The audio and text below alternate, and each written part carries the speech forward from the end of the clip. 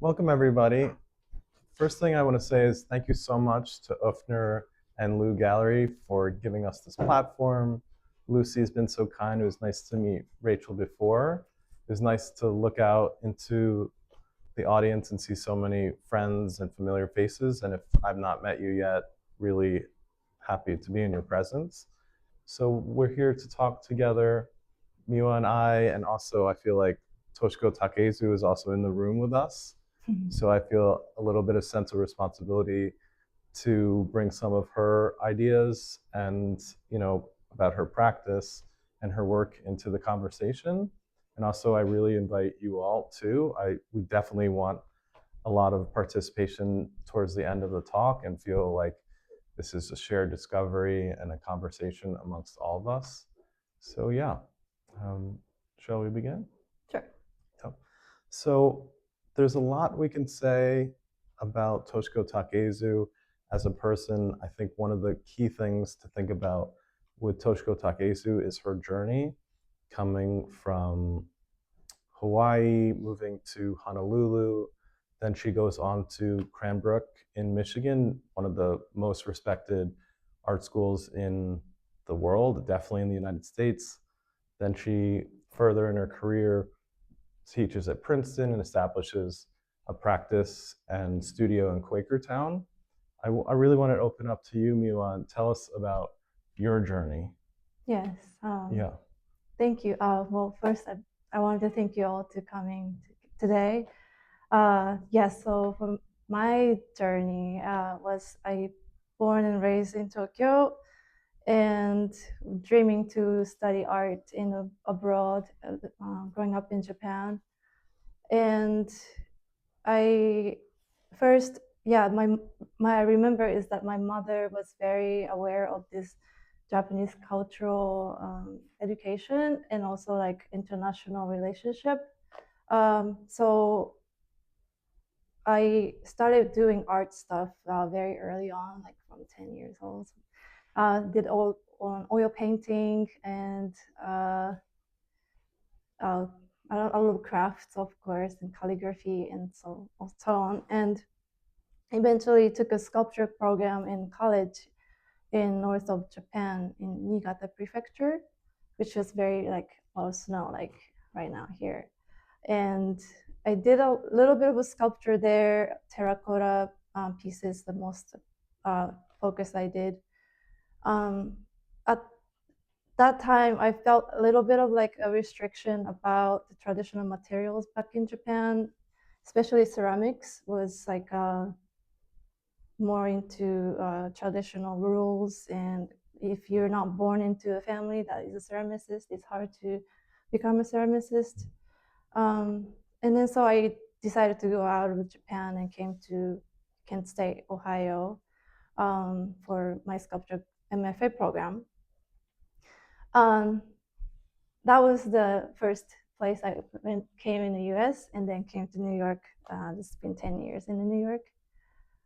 Should I tell you about when I saw Toshiko's pieces? Absolutely. Yes. Sounds great. So Toshiko taught actually ceramics in Ohio back in 55 to like 67. And so a lot of my teachers in Kent State knew about her work and actually directly had learned ceramics from her.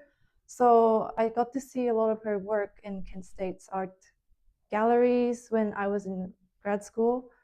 And I didn't know a lot about her or her works being not so exhibited like now. So I didn't have a lot of resource, but everybody was talking about how she was a great teacher. Um, yes. Yeah. I didn't. We've spoken before about your practice on other platforms. I didn't know that it was such a high level of restriction in Japan. Like you mentioned just now about that, even like what family you were born into would mean like that you were barred from doing ceramics.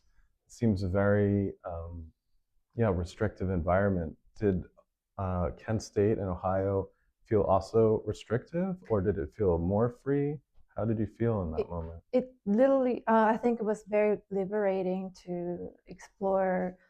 At that time, I was making a lot of found material installations, welding, like using chicken wires and painting on the wall. So I did a lot of things that I couldn't do in Japan. Uh, yes. So I think that was when I started to feel like sculpture can also become craft, or like okay, you can be like playful with the traditional material. Yes. Yeah, that's very cool. I like that you felt like a sense of freedom and that there was different possibilities. Absolutely, in the last time that we spoke, it was somewhat surprising to me that you came to Kent State and you had a sculptural practice that you had not really engaged that much in ceramics, probably due to how restrictive it was in Japan. Because, I mean, your work doesn't tell that to us. I mean, you have such a mastery, and your ceramic work is really phenomenal. So it was surprising to hear that that wasn't like your course of study then. Is there something that happened in Ohio, like maybe your community or professors, where you're like, this is um, something that I want to devote my time to? I mean, you mentioned playfulness. Yes. Well, since I was still a sculpture student, I couldn't belong in the ceramic program. But Okay. sculpture teachers, Kirk and Iba, which had studied with Toshiko, they were very inclusive, and I was feeling so homesick at the time, and to be able to go to ceramic program and do my work, and they are still like very welcoming, was really comforting. And ceramics as itself is very familiar material, that people would talk to me about Japanese ceramics all the time, and I get a little embarrassed that I don't know a lot about Japanese ceramics at the time, but sort of feel the belonging to it. Yeah. Yeah, I can relate to that as a Japanese American. I feel like Takezu's work, when I started to learn about it, I kind of realized I know almost nothing about it. And so I have kind of like really tried to learn a lot and like visit places in Japan like Bizen and Imbe after learning about her. Mm-hmm. I think it's really interesting that you mentioned like the importance of the teachers that you had, because Takezu really talks a lot about like Marianne Strangel and Maitra Grotel, like folks that were teaching her weaving and also ceramic practice. So it's nice to be able to like honor our teachers. And I know that a lot of what we know about Takezu's practice is through her students and assistants. Can you tell us a little bit about your practice, your methods, your process? Yeah. Uh, I have taught some workshops here and there, New York or LA, but I didn't teach 25 years in Princeton like Toshiko did. Like, I don't have that much of teaching experience, but what I know is the community building that does a lot of teaching to me, uh, from coming to US, from Ohio to New York, and like the sculpture space that I make my work, they are very welcoming to people that's coming from all over the world. And even when we have like all accents, like we don't get to speak all the way, but then we still make these ceramic sculptures that feel shared. So I feel like through workshops, I like to see people get curious and initiate like their work by just touching clay and feel encouraged to be making something. Yes. Yeah, that's nice that some of the workshops that you've given, you're thinking about community building. I know that's like a really big part of your life. Mm-hmm. And I just want to say this is like a very friendly room. So maybe we can make some room for folks to come up and be seated. Yeah. Yeah, this empty seats here. Yep. Yeah. So tell us a little bit about like how you work and how you come up with concepts, how they translate into the things that are on view. Like it could be the studios that you work out of, or just tell us more about your process. Um, so to come to this series of work, I first started just write out a lot of ideas, stream of consciousness, sort of, and a lot of like Chinese characters, Japanese letters, journals came out a lot. And so I started to play with that forms, shapes into a sort of abstracted, deconstructed forms. And I started to build into 3D. And of course, first, when I was making it, clay is very malleable and always fighting to stand against the gravity. So it kind of starts to droop around everywhere. So it took me a lot of practice to like trying many times to have its own like structure like these. And then I started to glaze, and little by little I'm like practicing these like materials that's have been formed over the course of history. Yes. Yeah, I mean, even from the short while that we've been having this talk, I learn more about your practice, it does feel like you're very concerned with the materials that you're working with, like you have a sculptural background, because a lot of your work has like a feeling of like architecture or figuration.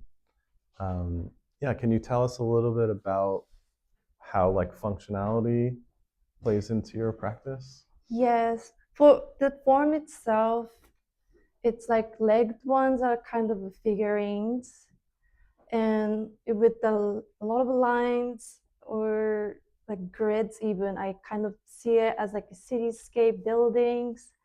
It's kind of me forming a character or a letter by itself from reflected by my life here in New York, mixed with my Japanese cultural background. And for the functionality is like flower vase, and I want people to sort of interact at home to imagine like how this piece goes with what kind of flowers or plants, even with like other furnitures, to just like let the pieces into the life. I feel it's very nice. Yeah, I mean, here we are sitting in an art gallery, and even though like the white walls are supposed to feel like a domestic space, I think all of us feel like very conscious that we are in like a gallery space. So I love the idea that you think about your pieces being part of someone's daily life. I think probably Takezu was after something like that too. When I visited her studio, and there's many pictures of her like sitting on her work. So I'm absolutely not telling anybody to sit on any of these or kick your feet up on them. But she was very interested in the idea of like how art or an object can fit into one's daily life. Um, yeah, there's a lot that you're saying so far about letter forms and journals and patterns and grids. It seems like a big part of your work is centered around communication in many different ways. Can you tell us a little bit about that aspect? Like, is there messages that you want people to receive, or that maybe you're saying into the universe for yourself? Is there like a big communication part to your work? Yes, I kind of want to hold these spaces to hold the air of now, and like to speak to like people in thousands of years later or something. I had a really weird dream one day that it was apocalyptic time, and I was like the only person that left in the earth, and people were like evacuating whatever, and then they give me this like seed, and I'm supposed to like protect this seed to like bring the earth back to like green or something. And I sort of like dreamed these spaces would like hold some kind of seeds or something, and like deliver to the future. It's that the idea of holding plants and nature uh, says a lot, I think. Yeah, that's powerful. I mean, I feel like I'm like in a dream because I had dreamed that this would be such a deep and powerful conversation because I've never heard you mention that before. No, I Yeah. didn't. Okay. She's giving us a lot of deep ideas. Yeah, I like your idea about the apocalypse because, we are in difficult times. So it is something, you're artists of the time, and Takezu was an artist of her time. Like a lot of times with ceramics, they talk about it as like the most earthbound medium, and that there's limitations about, or people have expectations about what it can do or how far it can be expanded. And she was thinking about all kinds of things like the lunar landing and like interstellar things and cellular things. And like when we look at them, maybe we can get there. I mean, like this cobalt one that's round looks very planetary. So I mean, I see that more in your work. I know that there's one towards the back, and I remember years ago you made one that was called Flower Rangers. Oh yes, So there's like some superpower things going on. Yeah. that was my first series. Yeah. Are there some things that are in the room that reference like the things that you've developed? Are there things that are newly developed? The one on the back on the by itself shelf on the Yeah. wall, that is very much like the earliest form I came up with. And the very original was a little more buff and then had like cut straight like line like a Batman or Okay. Devilman, whatever Oh, Devilman. I character. love Devilman. um, yes, so a lot of like animation influence there too. Yes. Yeah, I really appreciate that because sometimes I can be too serious and too art history serious. Like I like the ability to like be playful or to think about it in like non-traditional ways or just like outside the box or maybe related to like an Asian American experience or just different ways of thinking about it. Um, yeah, just to keep on what we were talking about before about messaging, I know, and again, Joe's not telling you to handle any of these works, but maybe some folks already in this room know that a lot of Takezu's closed form works have a rattle inside. There's a small piece of clay that she intended that these works would be sounded. And she said that it's her way of like sending messages. So I like that you have also like maybe some kind of message or a different kind of message. Like your message seems to be about like a hope for the future. In the other times that we've talked, you talked about not only like the future and like the present time, but maybe like ancient times or the influence of ancient cultures on your work, or maybe the idea not only of people in the future interpreting your works, but maybe like what someone from the distant past might think. Can you talk about like the idea of like timelines? I know that this show is Harmony of Time. Yes. So yeah. Yes. I don't know if you know Jomon potteries. It's a very, very old Japanese, well, it's before Japan, prehistoric pottery. You find it everywhere in Japan. And I went to see some of the sites that got digged up and looked at their figurines. They all have really like futuristic like gears and very detailed and sort of expressive in a way. Like I don't know what it is, but I can sort of perceive or sort of wonder what this maker was thinking of making these pieces. Um, and I think that's a beauty of ancient artworks that you can like interpret in the way that you want to. But that also reserves the space of what do you want it to be? What do you want you to like? What do you want it to be speaking to you? Like it's kind of reflect your hopefully positive thoughts. Yes. Yeah, I mean, the purpose of our discussion, and I'm sure even this exhibition, is not how closely we can tie you and Toshiko Takaezu together, but there are like a lot of parallels. And like one thing that probably is obvious for all of us is that you both use like a lot of like abstraction, and like I love how you leave a lot of room for people now and the future or the past to kind of interpret your works. And you know, there has been a lot of talk about Takezu's work related to like abstract expressionism and painting. Is that something that's also relevant to your work? Yes, I do often mention about abstract expressionism.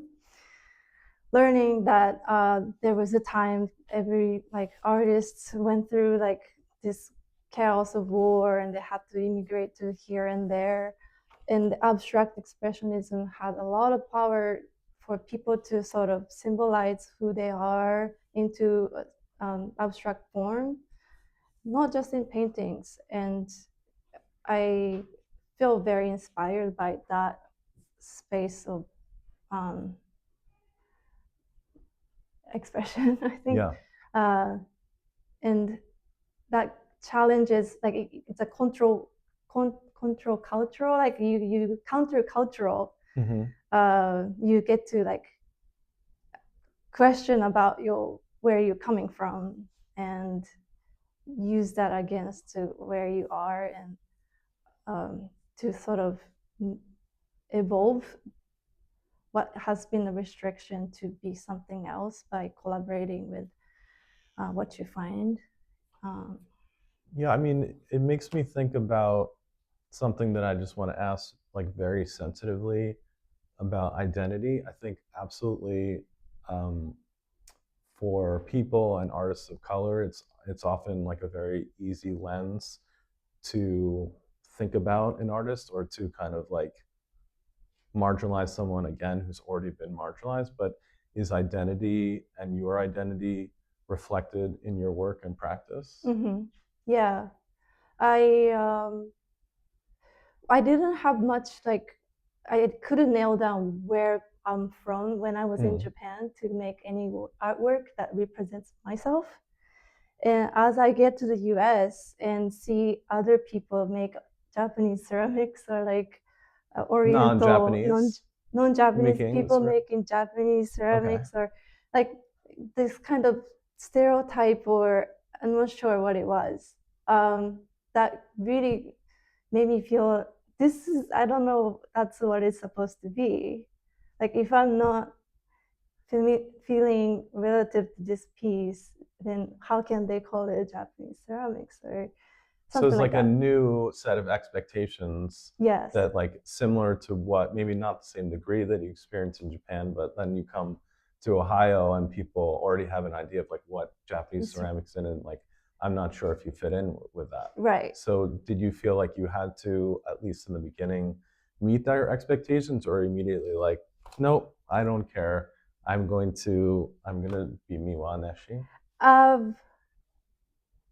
I had to do a lot of breaking down Yeah. of the cultural things that I have accumulated, and go back to learning from the beginning also, and not to be resenting about me not born in a Japanese ceramic arts family. Right. So I just wanted to find a way to formulate my own ceramics, my own, without depending on where I'm coming from.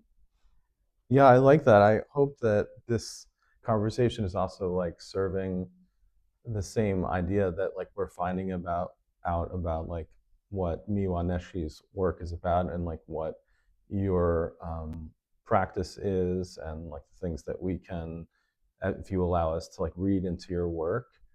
Um, you know, we had talked about Takezu and the kinds of things that were very deep and powerful ideas in something that maybe a lot of people think of or reduced to like a craft or the most humblest medium that you could work in. And I've like done some more research into your practice pretty recently, and I saw that there's quite a bit about like activism. Like I saw you have a piece called DNA Chawan. Yes. Did you want to speak to any of like your activism in your work, or Yeah, in past or present? it touches that when I had that little bit of rage about this like ceramic cultures. It was like 2018. Rage is good. Yeah. Yeah, one of the teacher told me about this Tom Sachs tea bowls. Oh, Tom Sachs. I'm sorry, I shouldn't have said it. No. We're being recorded. That's exactly what we should be saying. Say it. Response to that, I made this DNA tea bowl made out of a brown mixture of the different kinds of red clays put together, and I put the logo or like the letters of DNA. Response to the Tom Sachs. That was when, yeah, directly I'm reacting about non-Japanese artists making artwork that talks about Japanese culture. And yeah, I just wanted to, but I'm not making it anymore. Yeah, I mean, let me speak as a person that also works and knows a bit about Tom Sachs's practice, and you know, there's some things to look into about that. I will say that I know that the DNA part is referencing Kendrick Lamar, because you and I have talked about like jazz as part of your practice and like rhythms and patterns, but never hip hop. And also, like you were into Kendrick Lamar like 2019. Yeah. So right. Yeah, I like that. There's like lots of influences. Like, not that Kendrick Lamar and like rap music has to be related to graffiti, but that's also like you mentioned previously that we've talked, that's like one of your influences. So you seem to draw from many sources. Come on up and sit down. Yeah, it's nice to see you. I guess I got to talk a little bit of personal stuff. I was dating a African American guy for about more than 10 years, and my family was really against this relationship, and I got to sort of learn this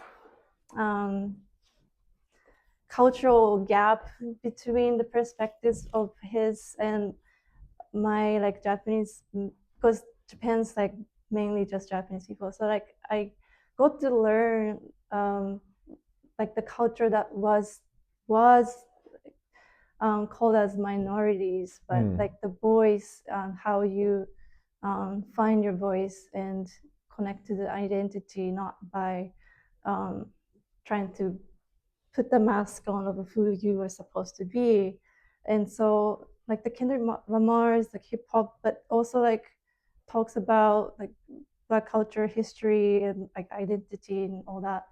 And I sort of wanted to learn from that perspective to speak, like to be able to find how I can voice my message.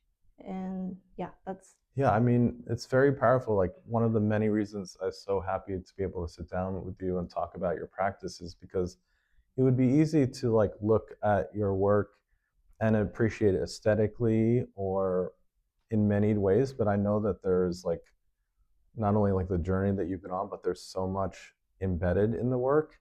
And I think that in some ways,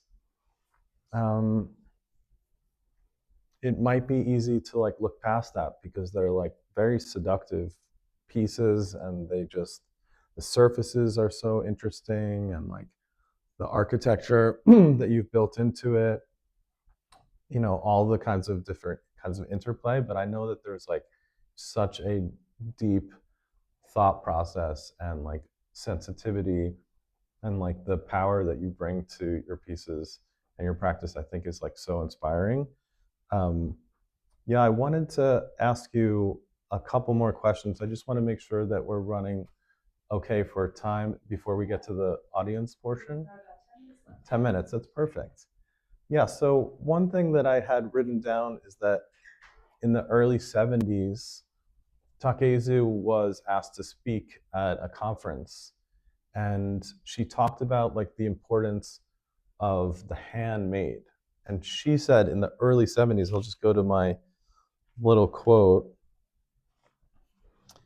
Takezu said, in our highly mechanized age, it is important that we have handcraft where we can work with our hands and minds. In a sense, this is food for the searching soul. Is the handmade important for you? Is it important for our time right now? Totally, Yeah. yes, yes. So important. I think we're so used to skipping a lot of process. Yeah. I mean, even more so, with, not to vilify things like in our time, but yeah, things are becoming automated. Like, Mm. things that artists used to do and designers used to do are being done by robots that have been copying what artists have done. Um, is that something that you continue to like work in ceramics as like a like thinking about like the handmade, or is it like an important part of like why it is that you do things by hand? Mm.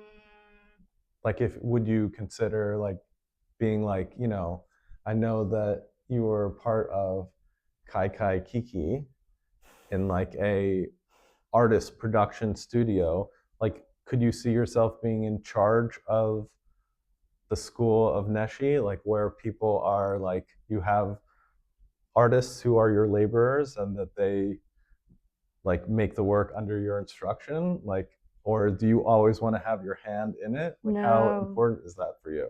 Uh, I I think it's so important everybody have its own reflection of the pieces they make, Yeah. and that creates the vocabulary. And I think collaboration always great. I think if like this pieces put it together separately is great, but I don't think I would want people to actually make my work. Okay. I mean, it seems like human contact and collaboration and like your sense of self and Mm-hmm. self-reliance is really important.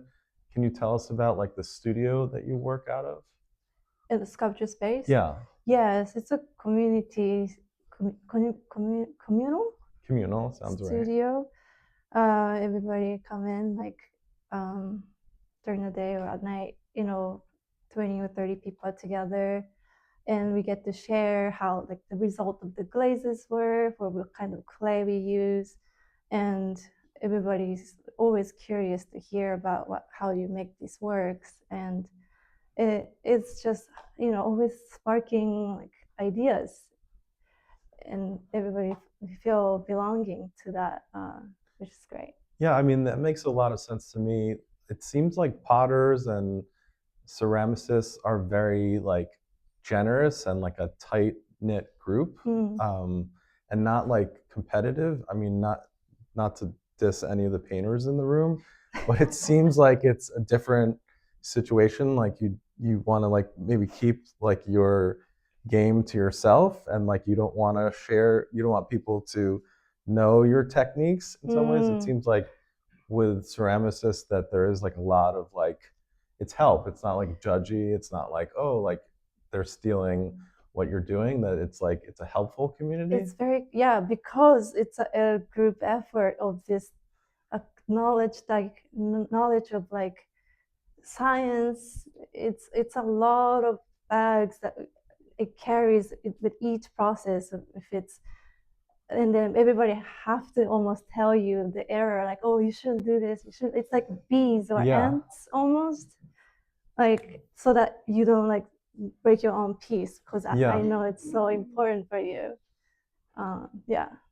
Yeah, when I visited Imbe, there was all these like kilns that they used to build like on the side of a mountain, and it was like unbelievable that they would like fire these things for like 3 days continuously, and they had to have enough wood, and they had like a team of people, and then there's one person that's like checking the temperature of the fire. Like it is like such a Yes.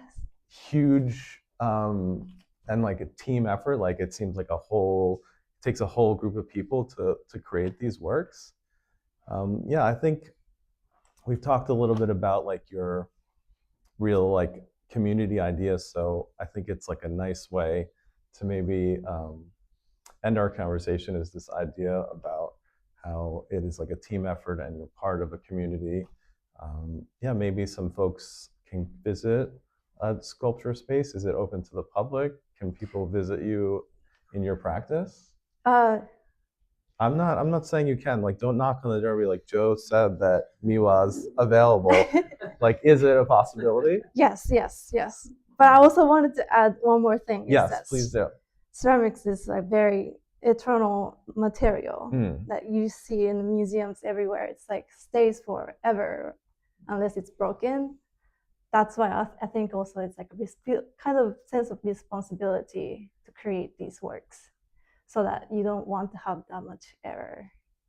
Like So paintings to you like can paint over. make things go well. Yes. Yeah. I mean, like one thing I picked up from Takezu is that there's a whole lot of like explosions and breaking, and like then even when you get to the glazing part, it's like you can maybe in your mind's eye think about like how it might turn out, but how it actually turns out is something else. Maybe if I could like squeeze in one more baby question, are there works in the room that you're like, I'm not sure how it's going to come out, I'm amazed at how it came out, or there are things that you expected to come out in one way and came out completely different? Yeah, that black and yellow one. Oh, this one is amazing. I didn't know that was gonna be black and yellow. I thought it was blue and black, actually. Yeah. But it came out okay. Okay. Yeah, I mean, I think in our talk, I think it came out okay. Like we didn't know how it was going to come out, but I really enjoyed speaking with you. Maybe we can turn it over to our guests. Oh, yeah. But I also wanted to talk about the sculpture space. Please do. It's your right now, room. They are showing the MFA exhibit from the Alfred, yes, in the gallery space. Excellent. So it's open. Nice.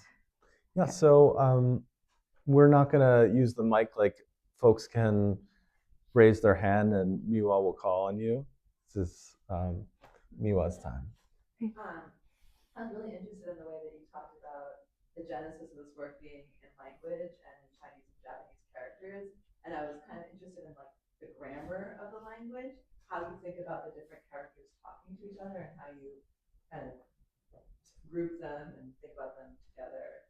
Yeah, I tend to like maybe write letters are sort of like thoughts or water or earth or very like natural oriented words, and a lot of them comes in parts, like, and you put together as like Chinese character becomes something else.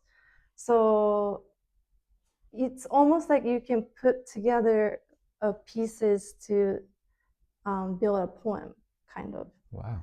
And that could be just really me personal, and I can't like direct people to like read this way or read that way. It's also up to like interpretation too. But maybe if you have written Japanese or written Chinese characters, you might have some kind of association with particular shapes. If that answers the question. Yeah. That's great. Yeah. Any more questions? There must be. There's always people that under pressure will ask a question. So we'll just wait. We'll wait. Yep, there it is. Hey, Carlin. Hello. Congratulations. I was really interested in the comment you made about how ceramics have a long-lasting nature to them. But yet you make a lot of flower pieces, and flowers are so temporary. And I was wondering if you wanted to comment more on that as a choice, because certainly you could be making bowls or plates or other kinds of sculptures, but almost all of these are vases in one form or another. Yeah. I know it's cliche to talk about ikebana, but No, why is it? I still want to like You're hold from an on Ikebana to family, right? I'm just joking. yeah, hold on to this like idea of having my pieces in like very traditional like tea ceremony, tea room, or have that in like, I'm not trying to be a Tom Sachs, but like to have some kind of untraditional way of tea ceremony would be fun is sort of my daydream. So flower base, yeah, in that way you can it makes you also like talk with the flowers, like how do they want to be presented and have a relationship with the space. And I learned that in tea class that you take the flowers clippings from the outside, and it doesn't supposed to be like a very like rose or poppy or anything that's loud and like decorational. It can't just be like a wild flower, and then it just you bring that from outside to the room and to just show what is flowering right now. It's like a mirroring the nature by itself. So yeah, it kind of becomes a journal in that way. Like you get to memorize what it is flowering right now. Yeah. Yes. Have you had any interaction with any of these like guild like families in Japan, or have had any critique or discussion with them about like your work? Yes, I got to actually visit one of the family this winter, and their perspective seemed to be a little bit oppressed by the expectations of how to carry their family legacy. And he was like a grandson of the one that developed their own family works in Mashiko. Although he likes his own like hobby as like making music, and so he makes like a guitar shaped flower vase. It's really cute, but he has to support his families and all the asset that his grandpa built by making the work that's been established from the family. So I feel that is very much a lot of pressure that I'm not sure if like I wanted to pursue. It was great conversation to have. Yeah. Yeah, when you were saying that, it sounded like very Japanese, but then when I was thinking about it, it sounds like kind of universal. Like people often have a lot of pressure to be in like the family business. Yeah, do we have any more questions? Great. Yeah. You talked about finding your identity or your inability to find your identity at the start in Japan, and then how you evolved here. What do you think happens if you go back to Japan as an artist? I guess it will probably stay as it is right now. I don't think I will go back to where I was, or I will be going anywhere more. Yeah. To have this like outsider vision and insider, I feel like this is where I am always holding together. Any further questions? Hi, kind of one. Hi. I want to know like what the role of painting is in your practice, like what sort of importance it carries with you, because I think of your work as like really compositionally intricate, like complex, like but also in terms of like the textures you use. So, what is painting to you? Or like how do you see it with your work? Yeah. I think it feels like a photograph of ideas. I make a lot of drawings at a time, like 5 paintings at a time, like at home.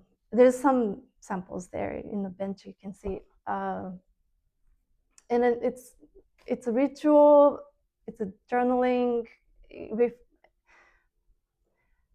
Because ceramics is so hard to finish, like if I make one, you can't change anything. The paintings, like I can make any errors I wanted to do and sort of stretch the idea of combinations of colors or textures, or to trace whatever I like, I think. If that makes sense. I like that. Great question. Yes. So thank you so much, Miwa. Denny. Oh, gomenasai, Denny-sama. So you're here, this is the work that is currently on display. What's your sort of next dream project that you've maybe been thinking about? Or do you not think that way? Do you feel like you're sort of waiting for the right moment and then you sort of jump on it? What is that for you now?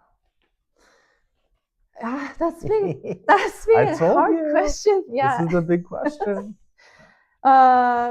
Because it's so much like transitions every time, every year. It's hard to have solid goal.